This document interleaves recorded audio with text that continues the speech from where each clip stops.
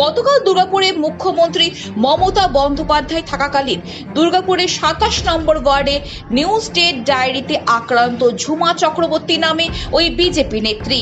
বর্তমানে তাকে দুর্গাপুর মহকুমা হাসপাতালে ভর্তি করা হয়।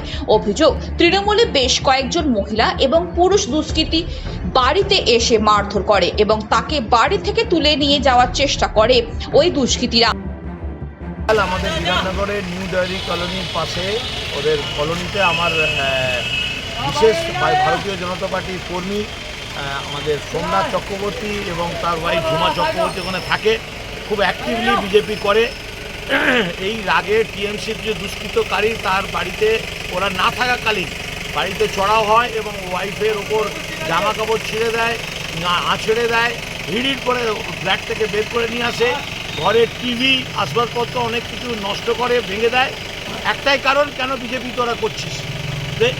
এই ধরনের আমাদের অ্যাক্টিভ কর্মীর ওপর সারা বাংলাব্যাপী, সারা দুর্গাপুরব্যাপী টিএমসির লোকরা ঝাঁপিয়ে পড়ছে যাতে বিজেপিকে আটকে রাখা যায়। কিন্তু এভাবে বিজেপির কর্মীদের দামানো যাবে না। আমরা ভালো কাজের জন্য, ন্যায়ের জন্য প্রতিবাদ করব, প্রতিবাদ লড়ব।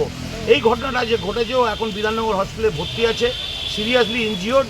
আমরা এর প্রতিবাদ করছি এবং বাড়ির যত আসবাবপত্র ভাঙা হয়েছে তার যোগ্য পয়সা টিএমসির নেতাদের দিতে হবে এবং সোনার চেন ছিনিয়ে নেওয়া হয়েছে, ঘরের এলসিডি টিভি ভেঙে দেওয়া হয়েছে।